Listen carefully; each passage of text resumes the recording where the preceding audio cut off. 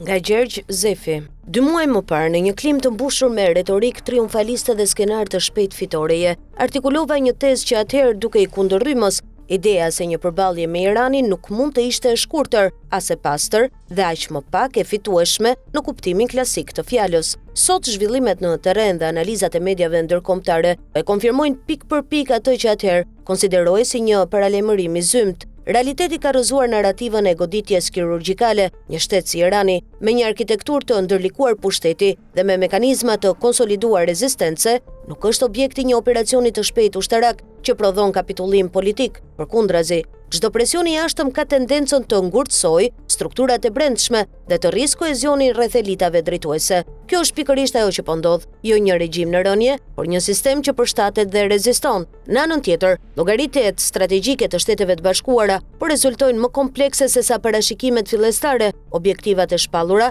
mbeten të paartikuluara në rezultate konkrete, ndërsa kostoja politike dhe ekonomike po rritet në mënyrë progresive. Lufta nuk ka prodhuar një moment vendimtar, ajo është ndërruar në një proces konsumues, ku koha punon kundër pritshmërive të një fitoreje të shpejtë. Ky është paradoksi klasik i ndërhyrjeve moderne. Superioriteti ushtarak nuk përkthehet automatikisht në avantazh strategjik. Ndërkohë, efekti i dominon në sistemin ndërkombëtar ka qenë i menjëhershëm. Kushtica e Hormuzit, arteria jetike e energjisë globale, është kthyer në një pikë presioni që të kalon kufit e konfliktit. Çmimet e energjisë, pasiguria në tregje dhe fragmentimi i qendrimeve perëndimore dëshmojnë se kjo nuk është një luftë rajonale, por një krizë me rezonancë globale. Europa shfaqet e paunifikuar, ndërsa aktorë të tjerë përfitojnë nga vakumi i krijuar. Në këtë kuadër, ideja e ndryshimit të regjimit del edhe një herë si një konstrukt teorik, më shumë se sa një objektiv i realizueshëm. Historia e ndërhyrjeve të mëparshme ka treguar se rrëzimi i një strukture politike në lindjen e mesme nuk prodhon domosdoshmërisht stabilitet, shpesh